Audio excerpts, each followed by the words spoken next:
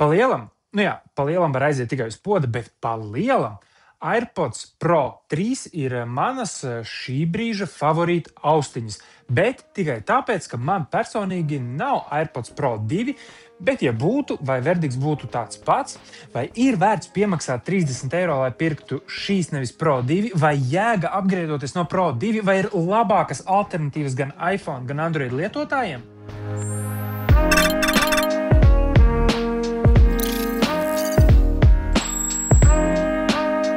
Kopumā īsā versija ir tāda, ka nav jēgas apgrēdoties, ir jēga piemaksāt tos 30 eiro, ja nevar izvēlēties vai pirkt Pro 2 vai Pro 3, un jā, Android lietotājiem ir ļoti labas alternatīvas tīri funkcionalitātes ziņā, bet par visu pēc kārtas.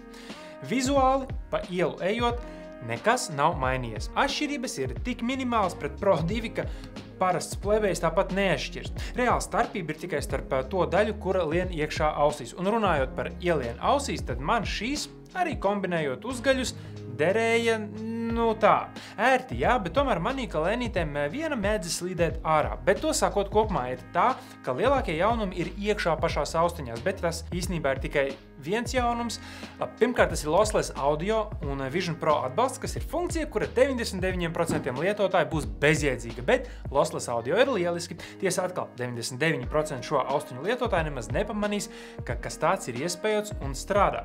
H3 čips pa lielam dod tikai jauno Adaptive Audio 2.0, kas tagad it kā gudrāk saprot, kad runā ar cilvēkiem un pielāgotai automātiski ANC.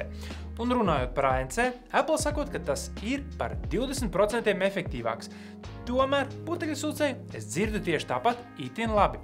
Es teiktu, ka realitātē tas ir principā priekš neadvancētajiem līdzvērtīgi labs kā Pro 2. Un labs, es domāju, ka tiešām labs. Arī transparency režīms, ja skaņas caurlaidība, viss ir kārtībā. Kas attiec uz skaņas kvalitāti, joprojām tas ir vienkārši lielisks austiņas un, manuprāt, pat skan labāk par Huawei FreeBuds 4 Pro un Samsung Buds 3 Pro. Visa kopējā skaņa šīm austiņām ir lieliska, un lai arī nav īpaši nekāda tur ekvalizera iespējas, gan telpiskā, gan dinamiskā skaņa dod nedaudz, es teiktu, tādu savādāku skanējumu, un es pat teiktu, ka statiski telpiskais režīms ir vislabākā skaņa, bet varbūt, ka arī tikai man tā šķiet, un nevienam citam tā nešķiet. Varbūt, bet katram var būt savs viedoklis. Bet jā, skaņas ziņā šīs austiņas joprojām ir ļoti augstā līmenī. Visādi citādi, viss ir pa lielam diezgan pierasts šīm austiņām. Vadība piespiežot vai braukājot pa kātiņiem, visas austiņas iespējas pašā telefonā un tā. Android lietotāji savukārt tikai tiek pie ANC ieslēgt, izslēgt, pārvaldīt dziesmas un pacelt nomest zvanus, piespiežot kātiņu vai kājiņu. Nezinu, kā kurš to sauc. Bet tagad ir, sākumā jau tur nedaudz dzirdēju, kārta mikrofonu testiem, un tie ir interesanti, bet nekas tāds, ko AirPod lietotāji jau nebūtu manījuši iepriekš. Pirmkārt, AirPodus nevar izmantot kā mikrofonu, filmējot video ar telefonu, tikai izmantojot kādu citu lietotni. Piemēram, sākumā es izmantoju Blackmagic kameras lietotni. Kopumā dažas lietas ir nogrieztas mūsu reģionam, dažas vispār Eiropas Savienībai, bet par to vēlāk. Tagad kārta mikrofonu testiem gan uz Android, gan uz iPhone, lai tu varētu dzirdēt, kā kas skan. Tātad, sākam audio testus AirPods Pro 3 mikrofoniem. Šobrīd savienots ir ar iPhone. Ir standarta mikrofons uzlikts, kurš, kā jau teicu, ar parasto iPhone kameras lietotni video tu filmēt un izmanto šīs austiņas kā mikrofonus nevar šobrīd. Tas ir arī iespējots tikai konkrētiem reģioniem. Šobrīd apkārt ir diezgan kontrolēta telpa, kontrolēta skaņa, nav nekāda lieka trokšņa. Nākamais, ko es tūlīt ieslēgšu, būs ar kaut kādu troksni fonā. Manā gadījumā, proti, būs ieslēgts gaisa pūtējs, jo putekļsūcējs izrādās no studijas bija aiznesis uz mājām. Tagad fonā darbojās šis te pūtējs uz maksimālo savu darbības jaudu. Teorētiski, ko vajadzētu dzirdēt, ir tas, ka nekas nemainās, bet praktiski man gar ausīm pūš diezgan intensīvi vējš, kuru varbūt tomēr šie mikrofoni kaut kā uztvers, bet no Adaptive Sound 2.0 vajadzētu ar šo tikt galā. Un trešais scenārijs būs tagad iespējot šiem te mikrofoniem voice isolation.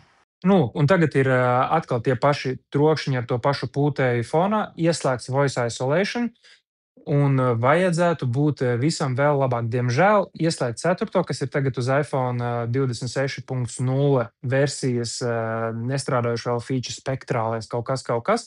Bet caurmērā tad, kad tiek izolēta balss, šādi varētu tas izskanēt, un šādi tevi otrā galā varētu dzirdēt. Un tagad ir kārta pārslēgties uz Android telefonu un paklausīties, kā mikrofoni skan un kādas ir vai nav atšķirības lietojot šīs austiņas ar Androidu. Un tagad ir kārta Androidam, manā gadījumā Samsung S24 Ultra. Austiņas ir savienotas, kā jau es teicu, video ir diezgan ierobežota pārvaldība, ko šīm austiņām var darīt vai nevar darīt, bet šie ir standarta mikrofoni, ko tu varēsi dzirdēt, un šeit nekāda skaņas izolācija vai, pareizāk sakot, balss izolācija mikrofonos zvanu laikā neeksistē. Un tāpēc tagad ieslēgs vien atkal manu draugu pūtēju, lai varētu paskatīties, kā šie mikrofoni dabīgi vai standartiņā tiek vai netiek atkal galā ar trokšņiem. Nu, tad tūlīt griezies pret mani pūt vējiņu virsū. Un tagad es runāju, un es joprojām runāju. Tagad vējš tieši iet gar austiņām, vajadzētu būt kaut kādam.